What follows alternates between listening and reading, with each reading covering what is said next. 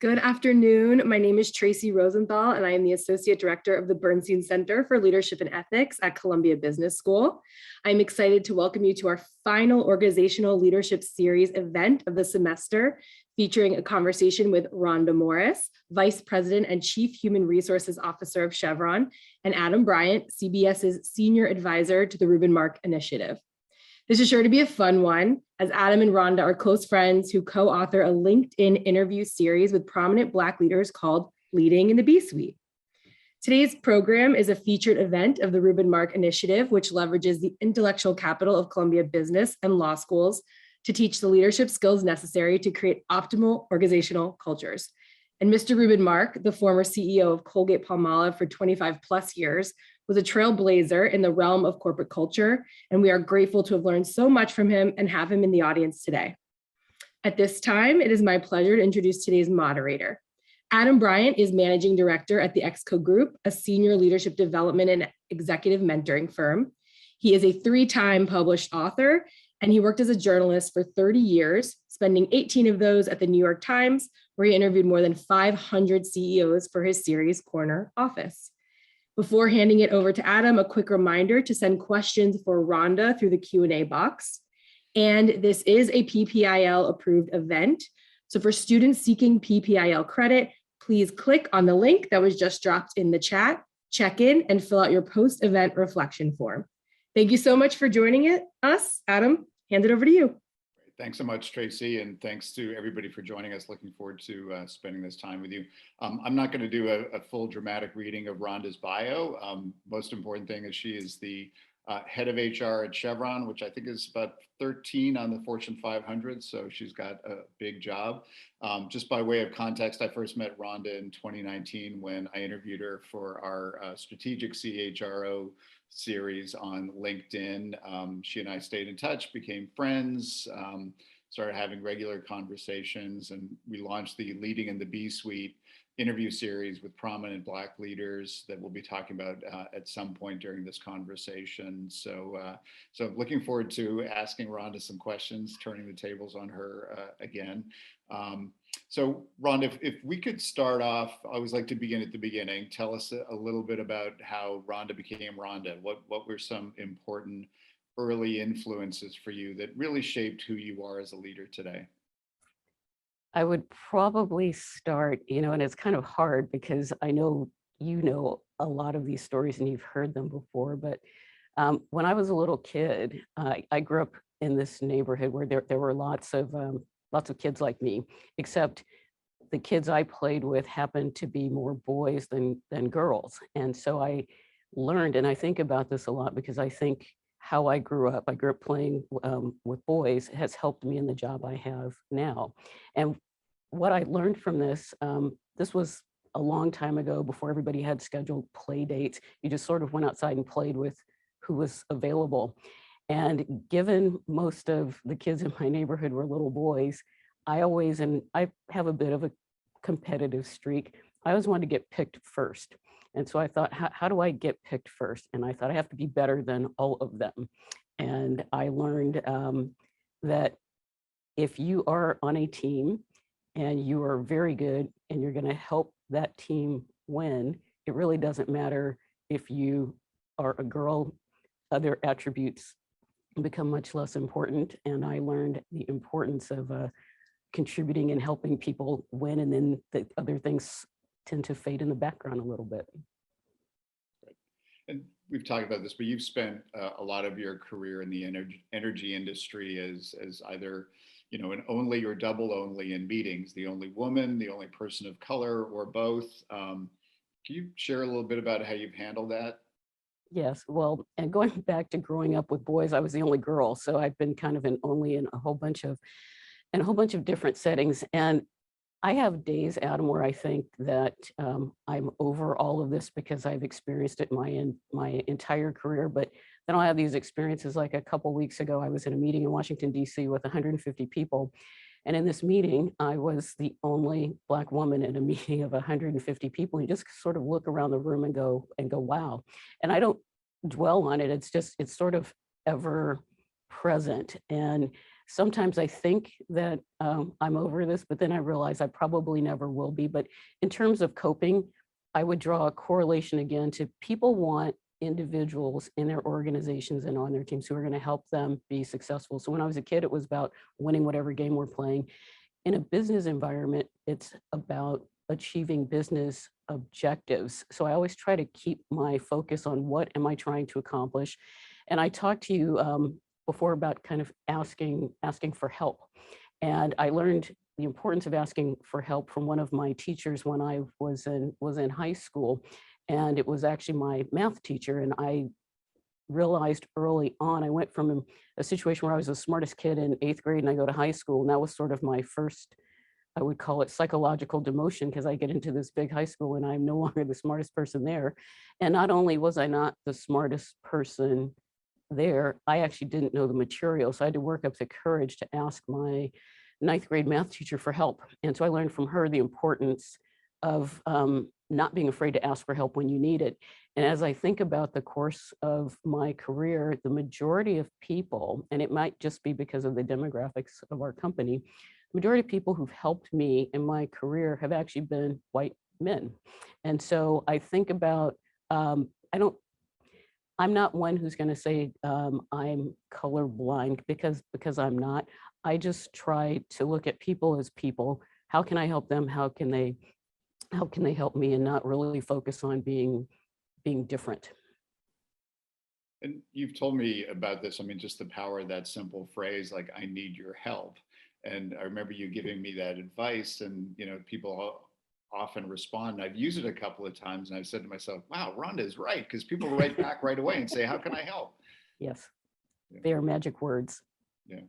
So step back question for you. When you think about the arc of your career as a manager, as a leader, what have been sort of the key 2 or 3 leadership lessons that kind of define your brand, if you will, as a leader, and really shaped how you show up as a leader? Well, I had a bit of a powerful experience last night. I'm in Houston and I had dinner with one of my direct reports. And as I think about the people who report to me now, there are 2 individuals for whom I was their first supervisor 22 years ago. And so through one of them, through the course of her career, worked for me, I think 3 or 4 times. But my direct report I had dinner with last night, we were talking about how leaders change over time. And she looked at me and she said, you are the same. She said, you're the same, and she almost said with a kind of an incredulous look, how have you not changed over the course of time and the jobs that you've had? And I think I never want to take myself too seriously. I never want to define who I am by my job. My job is what I do. It's not who I am. And I try very, very hard to stay grounded. So I hope that answers your question. It does, but it also raises another question. I mean, the question that your colleague asked is kind of a good one, in the sense of, how could this job not have changed you? And the context for me is, I mean, I've interviewed, probably more than 800 leaders by now. And I fully appreciate that jobs like yours are always on 24/7. They're stamina jobs as much as anything. It's sort of 3 shifts a day, the 100 emails before the workday starts, the workday, and then the 3-hour shift at night to do the work that you couldn't do at work because you were in meetings all day. And there's trade-offs in there. And I'm just wondering, I'm just curious, how have you done it? How do you do it? Well, I come to peace, and I think I've shared this with you before too, that every single day somebody's not happy with me, because if I were to answer every email immediately, read everything I need to read to prepare for all of the meetings, have meetings with employees, have meetings with my colleagues, there are just simply not enough hours in the day. So really understanding and reprioritizing have always been really important. And I also tell a lot of people that I work with, if I happen to miss something, I'm not one who's bothered by being chased by someone saying, hey, you missed my email. Sometimes I know that I need that. I try also to be pretty self-aware and understand kind of what I'm good at and what I'm not good at. I'm an idea person. And you know this, I have millions of ideas. A whole bunch of them are really bad ideas, and I have to be surrounded by people who actually will tell me, we can do this, but that one, no. And creating an environment where people are okay doing that and giving me feedback and telling me what they need more of, less of, or none of is important. And how do you handle that sort of art of compartmentalization? You've got a lot of problems coming at you all the time. And I think for a lot of people, you know, all those sort of pressures, it's hard not to internalize them and be like staring at the ceiling at 3 a.m. with knots in your stomach. And I feel like compartmentalization is one of those art forms that people don't talk about enough. So I'm just wondering if you could share a little bit about your approach, your strategy for doing that. Well, I think I became a compartmentalizer when I was a little kid, because I remember, and the more I think about what kind of student I was, the more odd or weird I realized that I was growing up. Because I mentioned earlier, I was a competitive child. I still kind of like competing now, but I have this very vivid memory, and I always wanted to be the smartest person in my class. When I was in 4th grade, we had I think a history test on Wednesdays. And I thought, well, okay, if I have to study for this test on Wednesday, this means I can't watch my favorite television show. And this is kind of before streaming, way before there were even VCRs. And I had to make a decision that if, in order to get the types of grades that I wanted, I had to make a trade-off that I could not watch this television show because one was more important than the other. And pretty much every day I have to think about what is the most important and best use of my time today. What do I have to accomplish this week? And I'm not, I wouldn't describe myself as so organized that I would pop out of bed and I'm like, okay, it's these 3 things, but keeping kind of a almost laser sharp focus on what priorities are, specifically my priorities and what I have to accomplish. And it might be at the expense of something else, or being a little bit slower responding to something that's not as time sensitive. So that's kind of the strategy that I use to figure out how do I juggle and manage all the things that are coming our direction. I had a great interview with a leader the other day when I was asking her about how she evolved as a leader. Because there's a big mindset shift between being a manager and being a leader. And she told me this great story that she realized that she had to think about all the things that she loved to do herself, right, and then realize she had to give away all of them. As much as she would say, I want to make that presentation, or I want to go fix that problem, she needed to say, nope, got to delegate, got to let somebody else do this. I'm just wondering if that resonates for you. I mean, over your career, have there been some things that as you've moved up, you say, man, I love doing that, but I can't do that anymore? Yes. I'm assuming you want examples of what they are. So engaging with, I really, really, really like talking with our employees. We hire really smart, really fun, just really creative people. And over time, I've had to do less. And again, it's not because I don't want to do it. It's because I don't have time to. I can't mentor as many people who ask me to be their mentor. I can't. Sometimes there are certain meetings that I would have enjoyed being in, or that I'm kind of really passionate and curious about, and I just have to let it go and let someone in my group manage it. And we have discussions about this because there are certain things that people don't like that they're good at. And so it becomes almost in some ways a way to get people some development or experience doing things that they don't necessarily want to do. Same thing applies with sort of requests to do things like a request to do this session with you or speak at a conference. But there are just so many opportunities and so many things other people can do. And in many cases, they're better at doing them than I am. Right.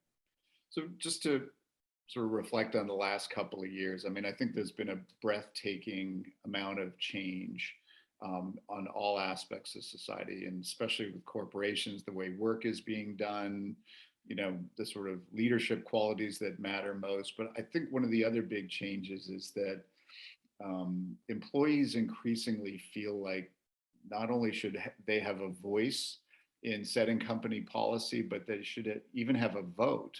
And we're seeing that in all sorts of headlines across the landscape. That creates a leadership challenge, and it's a balancing act, because people on the one hand need to, they need to feel like they're being heard. On the other hand, last time I checked, companies are democracies, right? So Right. how have you handled that as a leader yourself and at Chevron? I think what's happening now, I think the word unprecedented has been just overused, but it is unprecedented.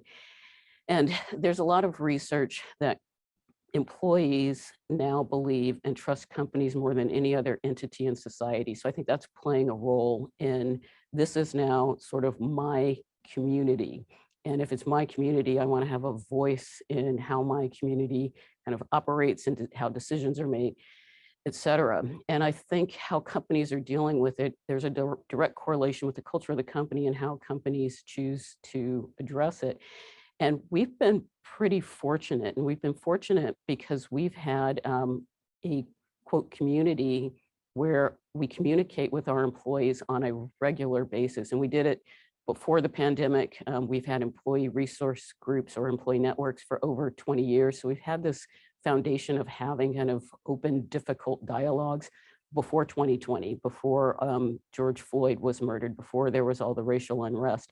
So we weren't starting from scratch, engaging employees with what they're thinking or what they're hearing or what they're feeling. And we're just trying to continue to do that in a way that's constructive. And we always talk a lot about making decisions that are right for our company and that are right for our culture. And I think that's true. And that's part of the reason why I think there's so many different things happening all over the place that aren't the same in companies. There are certain organizations that have had kind of almost seamless transitions, returning employees to the office. There are other companies that are struggling getting people to come back. And so really understanding your workforce, understanding kind of your culture, I think is what's going to help every individual organization navigate through this. And it's not going to be easy, because taking positions, it's polarizing. And people have, you're never going to make your entire workforce happy. And to your point earlier, it is the companies aren't democracies, but they're facing some of the issues that democracies face. Yeah. So one of the things in this day and age that's unusual about you is that you've been at one company for almost 3 decades. Yes. You and I share the fact in our resumes, we're both boomerangers. You worked at Chevron, left and came back, and I worked at the New York Times and then left and then came back. Yep. But still, this idea to be at one company for almost 3 decades, that's not something you see every day. So just from like a career advice, given the audience is listening in, if you could share a little bit about your thinking around that. So I heard this phrase, I think it was a couple months ago or at the end of last year, that younger people are looking for what's called a portfolio career, where you can either change sort of the types of work that you're doing, like go from finance to IT to marketing, et cetera. And the energy industry, and Chevron in particular, we've had kind of a portfolio career environment almost forever. I have spent a long time here. I haven't spent my entire career working in the HR function. I spent time working on mergers, on acquisitions, on divestitures. I spent 7 years working in, based out of London, as a marketing director, and then managing our European fuels business until we sold it to Valero. So I've had kind of the portfolio career, but it's not just the career piece that kind of keeps me here, because I do think about this a lot, and I am not unusual. In fact, I think I have, if not the shortest amount of service on the executive leadership team. I'm probably in the bottom 2 or 3. I think people stay in our company. Again, I'll take it back to our culture. It's very strong. We hire really smart people. We hire people who are fun. I think, with the exception of a few days at the beginning of the pandemic, I probably laugh every day. We are creative problem solvers. But one of the biggest reasons I've stayed here as long as I have is what I call an alignment of values. I believe a company should be good corporate citizens, especially in the areas and environments where they operate. And Chevron happens to be, from my perspective, I used to say one of the best corporate citizens in the United States. I was corrected by an employee in West Africa who said, no, Chevron is one of the best corporate citizens in the world. So what does that mean? What that means is in the last 5 or 6 years, we've invested over $500 million in STEM education. Education is very important to me and to my family. I have worked and volunteered with nonprofit organizations for over 25 years, and the company supports that. We give back a lot. That is really, really important to me. It's really important to our company. And the last thing I'll say is it's kind of unique, and I think it's kind of cool to grow old with people in a world that's so fragmented, where people don't go to church as much as they used to, or they don't know their neighbors as well as they used to. We get to not only have these sort of portfolio careers, but you get to watch your coworkers go through all these life changes of getting married, having kids. You get to watch their kids grow up. You go through sad things like the death of parents or all types of life challenges. And so you have this pretty strong connective tissue and these pretty strong bonds that if you're moving around a lot, you don't necessarily have it at the same level of depth that you would get here. Yeah. And just sticking with that theme of, stay in the company or move around a lot. I mean, I've interviewed a lot of leaders over the years about their best career advice, and no surprise, you hear a ton of contradictory advice, right? Because you can make a pretty good argument why staying at one place is great. You just mentioned a few of them, right? You build up the sort of political capital, and there are risks of going to a new place, right? You don't know if you're going to have a good boss, and you're kind of starting. On the other hand, by moving around, you build new skills, you build your network, there's new opportunities. So if somebody's asking you, like, how do I resolve all this contradictory advice, what would you say to them?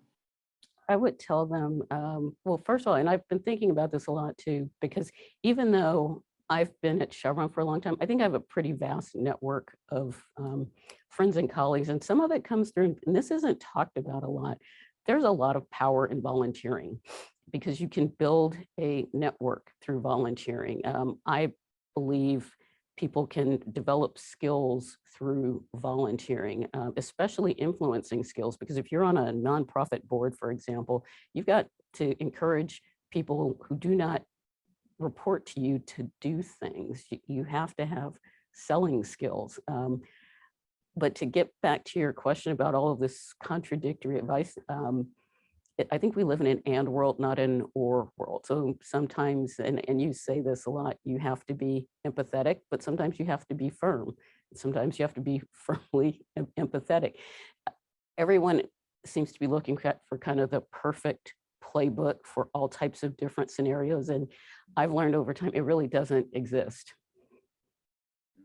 And I think that's okay. Yeah, exactly. So let's shift to the series that you and I do together. And we've interviewed more than 30, I think 35 prominent Black leaders by now for our series Leading in the B-Suite, in which we're trying to have the conversation, the sometimes uncomfortable conversation about race in this country. And you and I always ask the people that we interview if you could talk about some of the headwinds you've navigated in your life because of your race. What are some of the headwinds and how have you navigated them? So I am now going to turn to you because you often ask that question. I'm going to ask you that question. So yes. How would you answer it? So this is kind of epically unfair, and I think you probably know by now, given the number of people we've interviewed, there are themes and stories that they're the same. And before I answer your question, what's been fascinating for me doing that series is, and we talked about this, Adam, when you and I were kind of even generating the idea, will people be open and candid and honest about kind of what experiences they've had, specifically Black executives, and people are. And I'm not sure what's happened that's caused the unspoken experiences now to be shared or people want to talk about them. But a number of the themes that have come up, I've experienced. The theme of being mistaken not for being the boss happens to me all the time. And I've shared with you and a whole bunch of other people that when I travel a lot, I will not wear a black or blue suit when I fly because I get mistaken as flight attendant all the time. And I've come to the conclusion I must just look like a flight attendant because it happens so much. And I remember telling one of my colleagues this story, and he said that can't possibly be true. And he couldn't really relate to the life experience I was having until I told him, I said, I don't have corporate executive tattooed on my forehead. You know what job I have. Random people outside they have no idea. I believe there's a theme of not making mistakes or having different expectations. And I believe that happens with women and it happens with people of color. And I think about even the power of words. And the power of words are if you have candidates for an assignment, for certain groups, it could be described as a development assignment versus we're going to take a risk. And I've noticed that the word risk often is used when the candidate happens to be a woman or happens to be a person of color, but the word development is sometimes used if it is a male candidate. And so having the ability to, and the courage to kind of call that out and point it out in a way that doesn't get the backs up of people who may or may not be saying this. It's just, there's an element of awareness and trying to figure out how do you share your lived experiences that are not necessarily positive, that other people aren't having, but in a way where it resonates and they actually can hear you. And what is your framework for deciding whether a line has been crossed in terms of what somebody says to you or the way they treat you? Because, on the one hand, you don't want to spend your entire day sort of blowing the whistle and taking people aside. On the other hand, you can't let it all go. So like, how do you decide, what, I'm going to talk to this person about what they just did or said? Well, I think it's situation specific. And again, there's no perfect playbook. Depending on what relationship I have with the person will determine in some ways how I'll deal with it. If it's somebody I've worked with for a long time, and I typically don't call people out in public in meetings because that could make the situation worse, not necessarily better. I've had a number of instances where I've had one-on-one conversations after it happened. This whole issue of getting talked over in meetings, that I've been on an evolutionary journey with that almost my entire career. And I have, at this point, I have 2 male colleagues who I will ask them for help. I said, if you notice this is happening in the meeting, I need you to say something like Rhonda just said that, or Rhonda's trying to say this, versus me having to try to handle it completely on my own. And I've also noticed over time, if I've been on leadership teams with specifically other women, we will have conversations of, am I overreacting? Did this happen? How do you think I should deal with it if it happens again? So there's some different kind of, I think, tricks and different techniques to address specific situations, but there's no one size fits all answer. It can be incredibly sensitive, and you have to think about, what am I trying to accomplish? And that's increasing the perspective of the other person and helping them understand the impact of his or her behavior. I hope that makes sense. It does. And we're starting to get some questions from the audience, and please share them. And just a reminder, we're kind of sticking to our swim lane of leadership. There's probably a million questions for Rhonda around the energy future, and all those are completely valid questions, but just in the spirit of focus, we're talking about leadership here. So again, please share your questions. So one of them, that's a couple that have come in around this theme, Rhonda, is just taking stock of the last couple of years. There's the pandemic, of course. I mean, just being a leader during this time, and add on top of that, sort of the oil crisis. How has the last 2 years changed you as a leader, or how have you evolved as a leader, or how did you shift the way you lead these last couple of years? Well, I will share something that and the Chevron employees know, but the world kind of doesn't know. In the last, you and I talk about being introverts a lot, and I'm a pretty introverted person. I don't share a whole lot on social media. I do some things on LinkedIn, but beyond that, I don't really do a whole lot. And one of the decisions I made early on in the pandemic, and we've got an internal social media platform in Chevron. It's actually pretty cool. It's another way we build a lot of connective tissue in the company. And if you're interested, I can tell you more about that. But I started probably in March or April of 2020 on Sundays, periodically writing to the workforce. And I sent out a ton of messages that are kind of work related. These messages, and you've seen some of them, Adam, I've shared them with you. They were about what was happening. And I started out talking about my mother, who, and I live in Northern California, and we had a shelter in place that started in March of 2020. And so I started writing about what it felt like to have my mother sort of quarantined in her house. And I started food shopping for her. And I talked about her resilience and how she was coping with this just really strange situation by gardening, and she grows beautiful roses. And I've been taking pictures. To make a long story short, I wrote about having an elderly parent in the pandemic. I had a teenage daughter who was in high school when this started, and between her junior and senior year of high school, she went to school for 3 days, no prom. So she had all, and I talked about what it was like being a daughter, being a mother. I had a couple of relatives who passed away.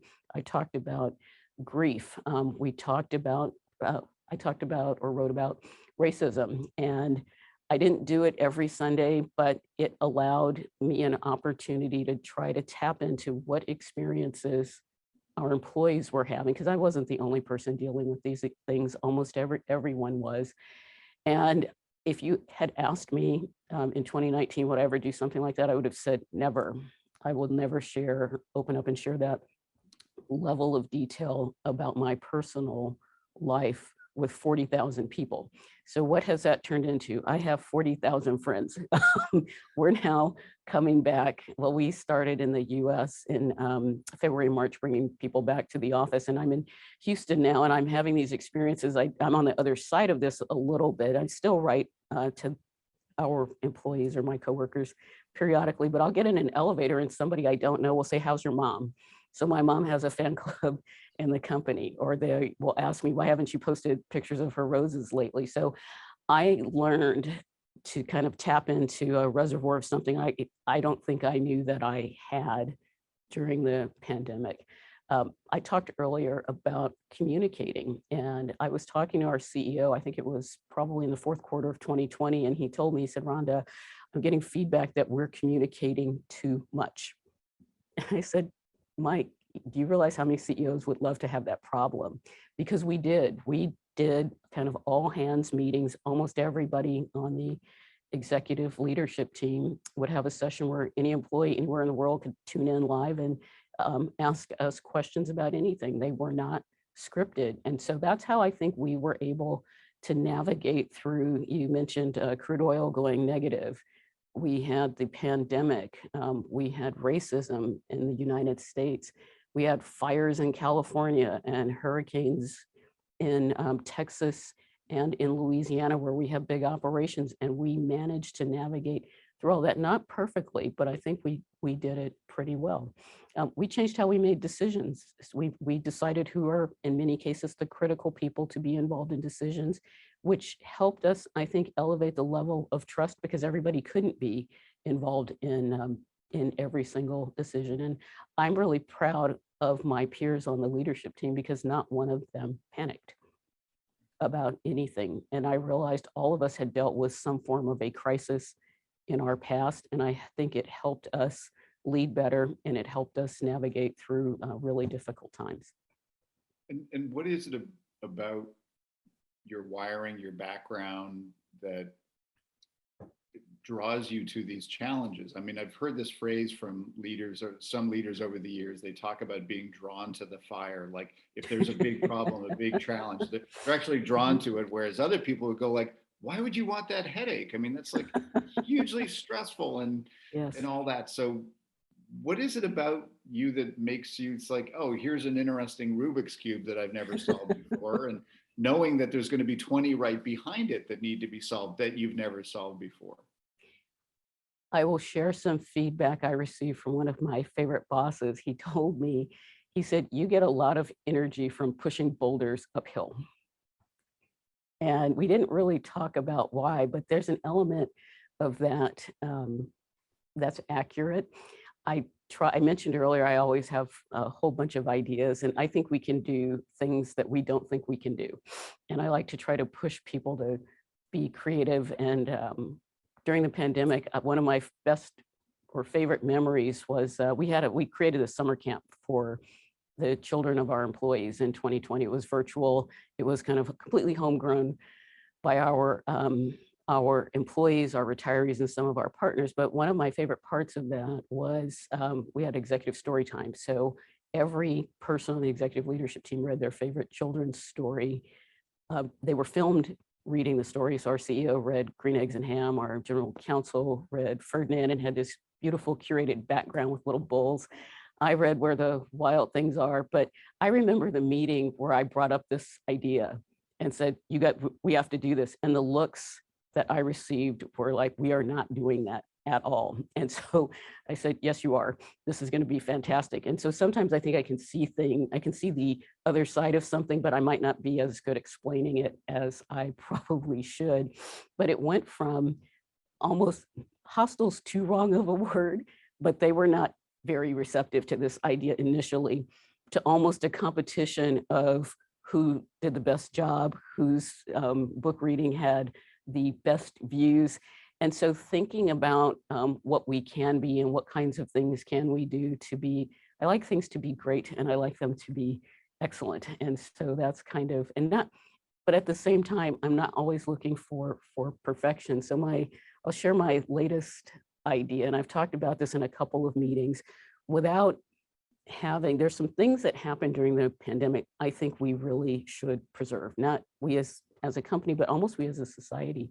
A lot of people got to take their kids to school and they got to pick them up from school in the midst of working either before they had to get them ready, working during the school day, and then picking them up in the afternoon. I have been talking to a lot of our supervisors and asking questions about how do we preserve that? Because I believe it's a special time, it's a finite time, and we'll get a lot of discretionary effort from our employees if we create an environment where they can do this and we make it easy for them to do this. I'm not going to create a big policy. I'm not going to force people to do this, but I just want to kind of spark the idea of what kinds of things do we do that actually help people manage all of their responsibilities, whether it's children, whether it's pets, whether it's parents, in a manner that reduces the amount of stress that they have. A couple of questions from the audience around how the role of HR has evolved, particularly in the last couple of years. I mean, the context for me is that in many ways, people talk about the 2008 financial crisis. That was like a CFO crisis, right? Like, every head around the leadership team table would turn to the CFO and say, "You got any ideas?" And this has been, these past years has kind of been like HR's moment. And I imagine a lot of the new problems that drive up over the last couple of years, your colleagues going, "Rhonda, so what's our policy on that?" So this has been kind of HR's moment. And any reflections on that? I have a lot of reflections on that. I've spent, and I was talking to a group of our IT employees last Monday, and there are about 150 of them, and it was on video. And one of the questions I was asked was, what's going on in other companies? So I spend quite a bit of time with peers of mine, and the peer group that I spend time with aren't necessarily my peers in the energy industry. They are, I've kind of narrowed it down to large multinational companies that make stuff, because we have very similar challenges. We had employees who never stopped reporting to his or her workplace because they're in a manufacturing facility, or in our case on ships or offshore platforms or terminals or refineries. And they are subjected to all types of different safety protocols that we didn't have before. And that for us was 35% of our workforce.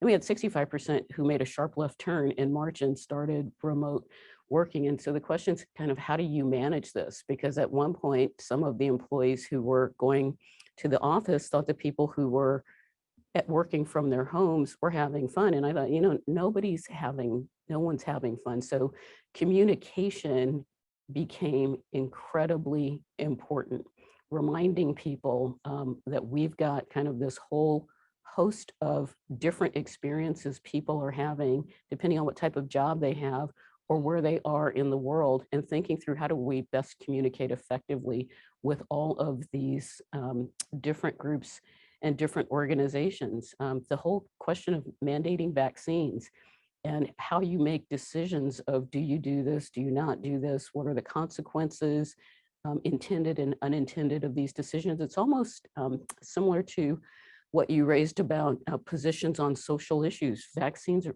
very, very, very volatile topics. So I think we've learned, at least I've learned a lot from my peer group outside of the company, but it always drove me back to what's right for our company and what's right for our culture, because in certain organizations make decisions that I believe just would not work in our organization at all. And then yet we can do some things that would probably not work in other organizations. So the importance of culture and really understanding it and really understanding kind of what will work, what doesn't work. And I think this is the first time, Adam, where leaders felt either because they had no choice or they felt okay with saying, I don't know. Yeah, that's great. So keeping my eye on the clock, we've got time for one more question. And I'm sure you've done this a bunch, but what is your best career and life advice to this audience, most of whom will probably be in their 20s and 30s? So I think about that a lot too, because I spend a lot of time with our summer interns and our new hires, and I would probably go down a simple route. And the simple route, if you're making a decision about joining an organization, look for depth. I made a decision early in my career to work for someone who I'm always attracted to, people who are really, really smart, bright, and funny, kind of like you sometimes. But look for depth in an organization. Never take a job because of you're kind of enamored with one person, but I would say look for depth. Number two, and you and I've talked about this too a lot, Adam, I think people, at least for me, stand out who actually write well, and people who think about the audience a message is intended for versus solely focusing on what is it I want to say, because the way in which you say it for yourself might need to be crafted in a different way for an audience, or to help you figure out kind of what is it that you're really trying to achieve. And then the third and final item, and this is not original thought at all, it's advice that was given to a group of employees when I first joined Chevron. We had lunch in San Francisco with the gentleman who had the job I have now at that time. His name was Lou Fernandez. And one of my colleagues asked him as a final question at this lunch, a question that caused I just did an eye roll. And the question was, what's your best advice for us? And I thought that's kind of a softball, but his answer, I've never forgotten. And his answer was, it doesn't matter how smart you are. It doesn't matter how great your idea is. If you don't have the ability to sell your idea to someone who has the ability to execute it, you're not going to be successful. Well, that feels like a mic drop moment. So, we do run an on-time airline here, and we're coming up on time. But I just want to say thank you, Rhonda, on behalf of more than 200 people who've been on this call. They were all with us. We could all see their screens. I'm sure there'd be lots of clapping emojis. Thank you for sharing your stories, your insights. Thanks to everybody on this session for joining us. And I know I got a lot from it, and hope you did too. So with that, thank you. Have a great week.